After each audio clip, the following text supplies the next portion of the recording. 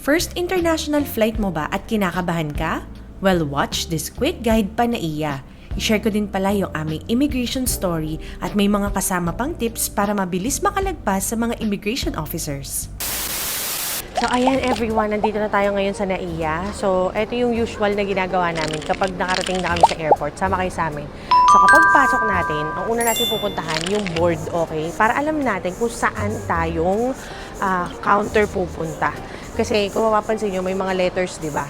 So kailangan alam natin saan tayo mag-iintay or else baka may iwan tayo na aeroplano. So tara, tingnan natin kung saan yung ating counter.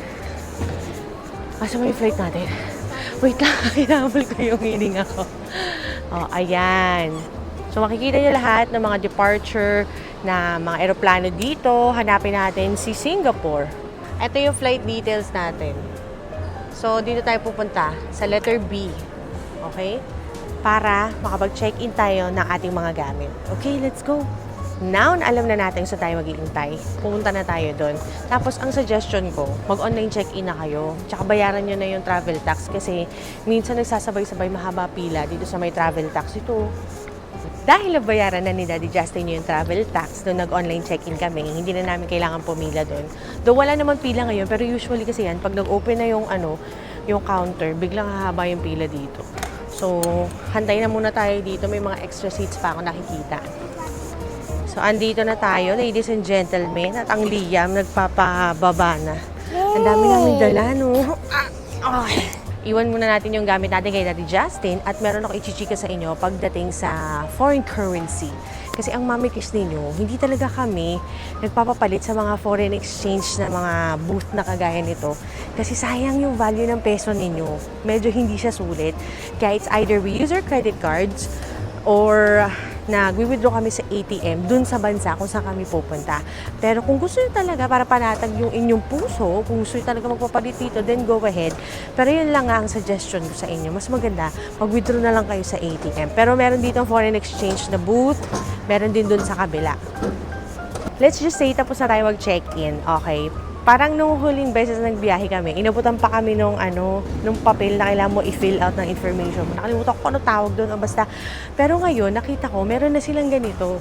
Yung e-Travel Philippine One-Stop Electronic Travel Declaration System. So, may mga tablets dito. Tingnan natin kung tayo dito. Makapag-login tayo. Ayan ang itsura niya. O, diba? Parang meron na ditong website or portal na kung saan nilalagay mo yung mga details ng passport mo, na information mo, and stuff like that. Galing, no? Diba? Hindi ako sure ha kung ito yung gagawin natin, pero nagdali pa rin ako ng ballpen. Anyway, so after nyo ma-fill out yung form na yun, pupunta na tayo sa immigration area na medyo, tingnan natin kung mahaba pila ha. Tingnan natin.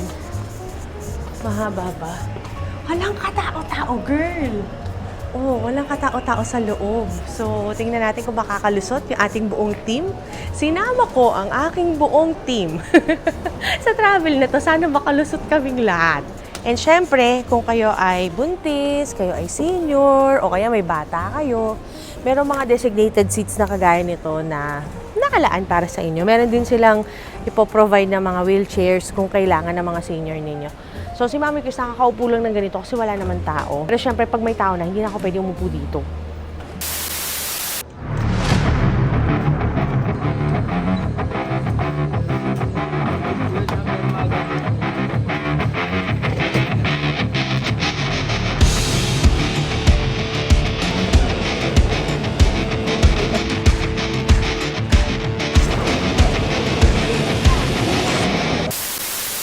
Okay, Daddy, nakalagpas na tayo sa immigration. Kinabahan ka ba? Magkahiwalay tayo ng immigration officer. Oo. Opposite, hindi lang opposite, basta malayo. Malayo ka, oo. Alam mo kanina, nilito nila ako. Tinanong ako, kailan ang balik mo? Sabi ko, August 3. Kasi ang dami ng mga tinanong-tanong, dami niya ng chinek-chinek. Tapos, nung tatataka niya, sabi niya, kailan nga ulit balik mo? Alam ko na alam niya kailan balik ko. Pero nililito niya ako. Sabi niya, July 31, di ba? Hindi po, sabi ko August 3. Yung sa akin naman, parang may times na inuulit-ulit niya yung info. At tanungin niya na, kailan yung balik mo? Sabi ko August 3 po. Ba't ang tagal? Sabi ko, ay matagal kasi hindi nakabiyahe. Yan yung sinabi ko. Tagal din ako biyahe nung Oo. Tapos medyo maano sila ngayon compared sa mga dati, mausisa sila sa info. Basta nung binigay mo sagot, may follow-up question sila kagad. At tapos minsan i-rephrase nila yung tanong. Oo. Kahit nasagot mo na, i-rephrase nila yung tanong. Titignan nila kung pareho pa rin yung sasagutin mo. Yun sa akin ang tinanong. Interrogation? Oo Dahil nung tinanong, sinong family ka kasama mo? Sabi ko, siya po, yun na siya na nagsabi. Ay, naka-green. Oo. Lahat kami naka-green. Oo. Hindi sila nagdalawang isip sa'yo kung magti-TNT ka ba dun sa Singapore? Hindi, tinanong niya kasi ako kung may kamag-anak ba sa Singapore. Sabi ko, wala. Baka po ba ako Singapore? Baka mga kasing Indian, kaya Oo. akala tuloy nila. So, ayun, medyo surprisingly, medyo mas mahaba yung time natin sa immigration. Unlike before, as in, tatanungin lang kailan ang Kailan balik? alis nyo. Oo. Kailan Ay, balik? tinanong din pala sa akin kung anong airlines. Scoot. Oo. Ganun lang. Tinanong sa akin, hindi naman. Ang tinanong sa akin pala, parang, kailan ang balik. Tapos yun, prines niya ng prines. Tapos, Ano kayong pinipress nila? hindi, pinipress yung parang pinipilit niya na pinipilit. Akala ko Matagal. pinipindun sila.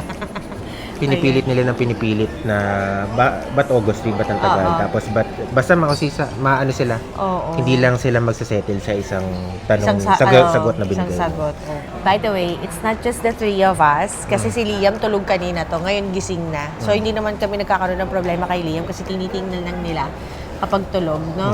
Pero, meron kaming kasamang dalawa pa. Si Ana tsaka si Kim. Yes. Andito si Ate Ana ninyo. And tanongin natin sila kung ano yung mga tinanong sa kanila ng immigration officer. Hello, ako nga pala si ate mo, Ana. Hi, isa akong social media manager na itago na lang sa pangalang Kim. Ala ka testigo.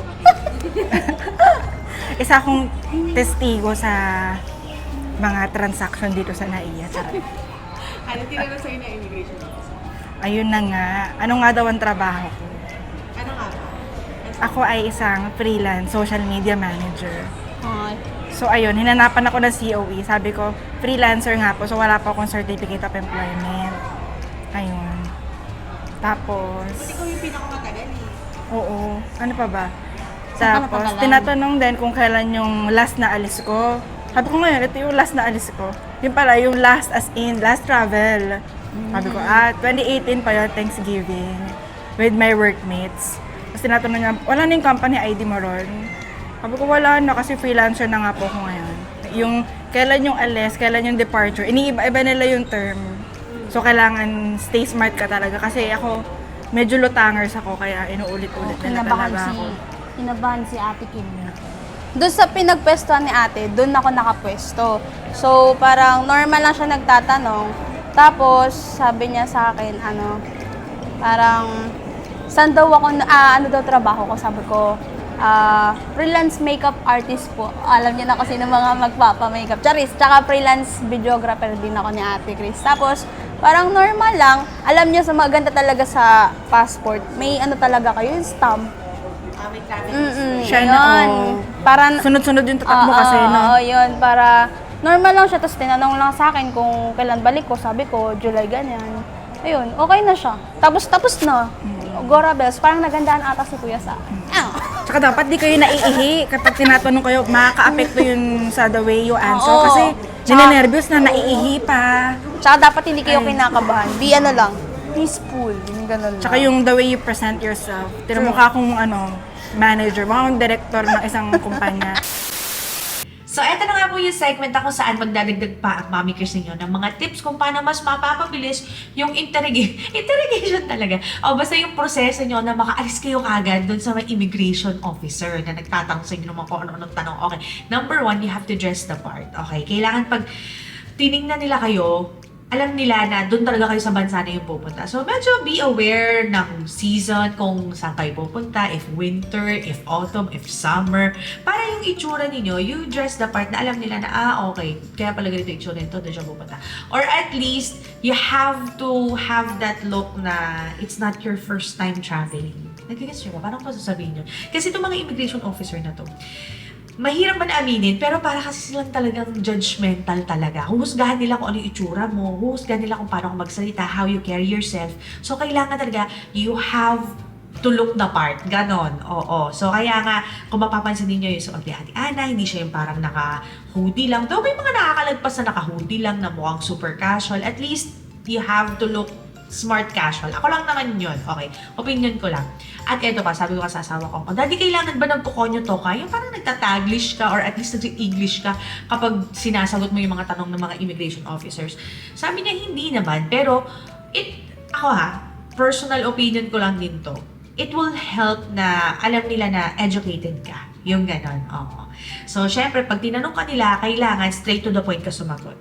Kailangan confident ka. Kailangan alam mo kung kailan ka babalik. Hindi pala pwede na pag nagpunta ka doon, ang alam mo lang yung alis mo. So kapag tinanong ka nila, kailan ka babalik, kailangan yung sagot mo may tuldok. I'm coming back on October 15. O, ganyan. O, diba? Period. Hindi mo na pwedeng dagdagan niya na, pero pag nag-extend ako, pwede ako umuwi na. Yung mga unnecessary information, huwag mo na dagdagan ng mga ganon. Okay? Kailangan laging may patuldok yung mga pagsagot mo. Oo.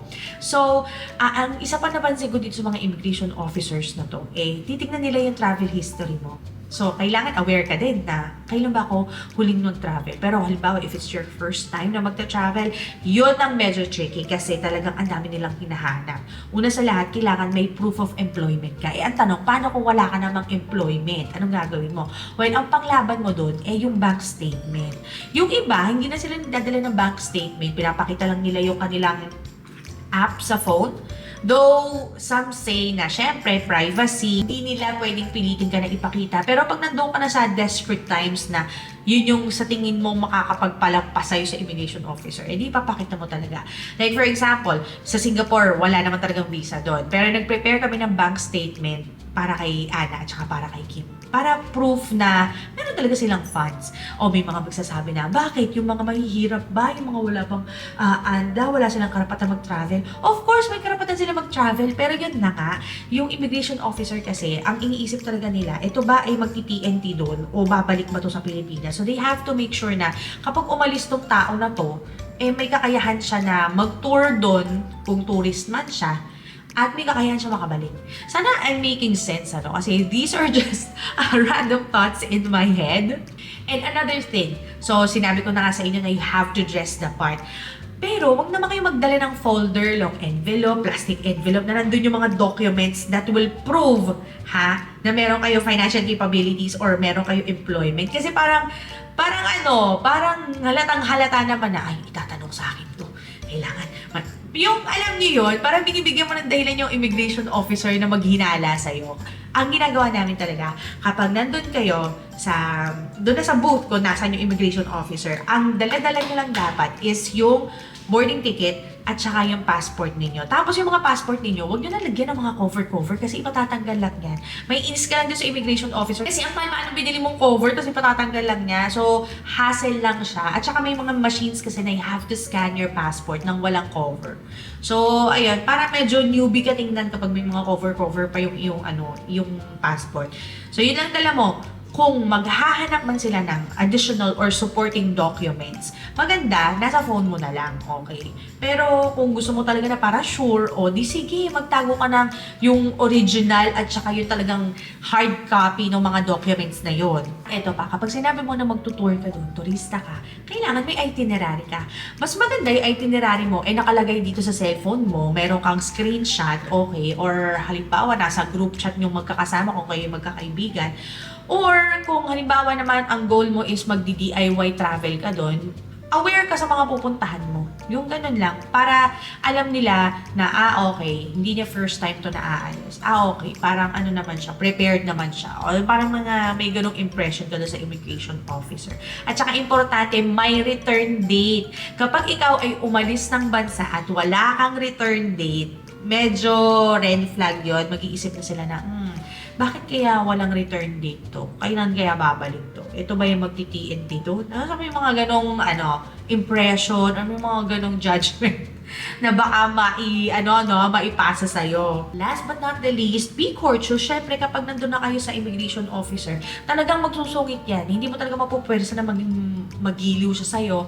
At least, be the one proactively na magbabate. So, halimbawa, parang, hello, good morning, sir. Tapos kung makita mo yung nameplate, di sabihin mo yung pangalan. Para alam niya na alam mo yung pangalan niya. Just in case na may gawin siyang di ba? Alam mo kung sino yung immigration officer na kasama. Anyway, so basta ayun lang. Batiin mo siya. Look him straight in the eyes. Be confident. Kung kinakabahan man kayo, hide it. Fake it till you make it. Makalagpas kayo doon.